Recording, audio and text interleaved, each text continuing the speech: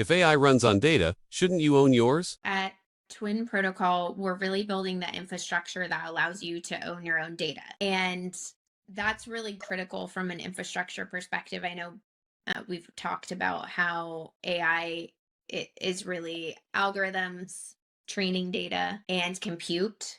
And that training data space is really where Twin Protocol plays. We have a vault that you basically can store any of your IP, any content. But so you can store the vault, and then the vault enables AI to then be in any kind of interface that you want it to be. But Twin is about you owning your data. And a lot of people say, why I don't really need to, I know that I don't own my data. I use Facebook and social and Google, and they kind of own it. I don't really read the fine print. None of us do, because it's an exchange that we're making of, well, in modern times, these are the tools we have to be the most productive and the most effective. So we're going to use them. Where it changes is when, and now it's happening, right? And we knew that when we launched Twin, it's happening that it matters a lot more to own your own data when you have AIs, because AIs need to be equipped with your data, which with Twin, we do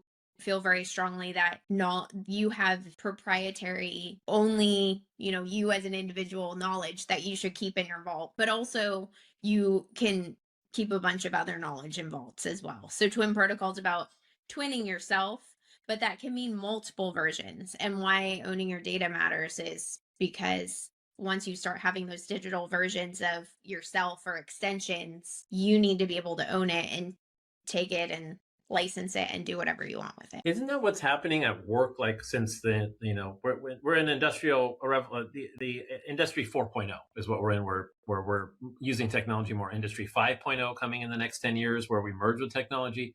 Industry 3.0, the industrial revolution. This what's been happening for 100 years. People go into an office, they're good at something, they have skills, and then they're lending their time for money, and it's what they know that they're selling.